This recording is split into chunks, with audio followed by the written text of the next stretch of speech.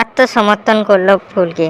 তো বন্ধুরা, ফুলকির আগামী পর্বে আপনারা দেখতে পাবেন যে রুদ্র যখন চাকু নিয়ে ফুলকির ওপর আক্রমণ করতে আসে, ফুলকি তখন নিজেকে বাঁচানোর জন্য গুলি মারে রুদ্রকে, যেখানে মৃত্যু হয়ে যায় রুদ্রর।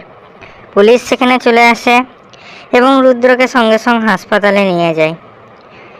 ছোট রানী পুলিশের ওপর চাপ সৃষ্টি করে যে ফুলকিকে অ্যারেস্ট করার জন্য, কিন্তু ছোট রানীকে পাল্টা প্রশ্ন করে পুলিশ যে রুদ্র তো জেলে ছিল, তাহলে সে এখানে কি করে এলো? তাকে তো রাজবাড়ির সামনে থেকেই গ্রেপ্তার করা হয়েছিল। সেখানে ছোট রানী বলে যে আমি কিছু জানি না। আদিত্য প্রশ্ন করে যে মা, তুমি বলে দাও যে তুমি কিছু জানো না। যেখানে ছোট রানী বলে যে না, আমি কিছু জানি না, আমি যদি জানতাম তাহলে এরকম আমি হতেই দিতাম না। যেখানে ছোট রানী বড় রানীকে বলে দিদি, তোমার কি মনে হয় আমি এসব করেছি? আমি তোমার দেবরা বদলে অন্যজনকে বসিয়ে দিয়েছি। যেখানে ফুলকি বলে যে এসব ছোট রানীর জানা আছে শুরু থেকেই, এসব ছোট রানীরই সাজানো প্ল্যান। যেখানে ফুলকি বলে যে আমি আত্মসমর্থন করতে চাই।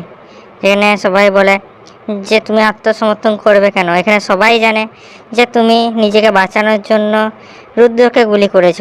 কিন্তু ফুলকি বলে না, আমি আত্মসমর্থন করতে চাই, আমি আইনকে নিজের হাতে নিয়েছি।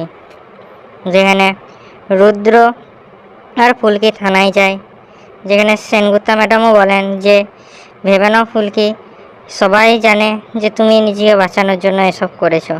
কিন্তু ফুলকি বলে না, আমি আত্মসমর্থন করতে চাই, আপনি দিন কোথায় সই করতে হবে। যেখানে বলে যে বয়ানটা এখানে লিখে দাও এবং তোমার বয়ান রেকর্ডিং করা হবে।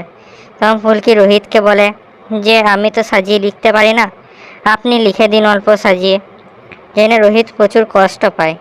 ফুলকি রোহিতকে বলে যে আপনি নবাবগঞ্জ যান এবং ওখানে সব কিছু সামলান। যেখানে রোহিত ঘর ফিরে আসে, ঘর ফিরে আসলে রোহিতের মা, জেঠিমা এবং লাবণ্যা সেখানে চলে আসে এবং প্রশ্ন করে যে কি হলো, ফুলকি কোথায়? যেখানে ফুলকি জেলে আছে এবং রুদ্র মারা গিয়েছে।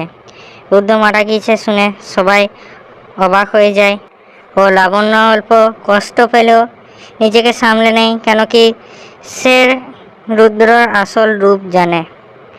লাবণ্য তখন রোহিতকে বলে যে ভাই, আমাকে জেলে নিয়ে যাও, আমি ফুলকির সঙ্গে দেখা করতে চাই। ফুলকি লাবণ্যারই কথা ভাবছিল যে লাবণ্য রুদ্র তো ডিভোর্সও হয়নি, আর সে লাবণ্যকে বিধবা করে দিল। কিন্তু রোহিত আর লাবণ্য জেলে গিয়ে লাবণ্য ফুলকিকে বলে যে তুমি চিন্তা করো না, তোমাকে বাইরে বেরোতেই হবে, তোমাকে তোমার অধিকারের জন্য লড়তেই হবে। আমার কোনো কষ্ট নেই, আমি ওই লোকটার আসল রূপ জানি এবং ওর কাছ থেকে সম্পর্ক অনেক আগেই ছিন্ন করে দিয়েছি। আমি তো বাস নামের সিঁদুর পড়ছিলাম। তোমাকে বেরিয়ে লড়াইটা লড়তেই হবে।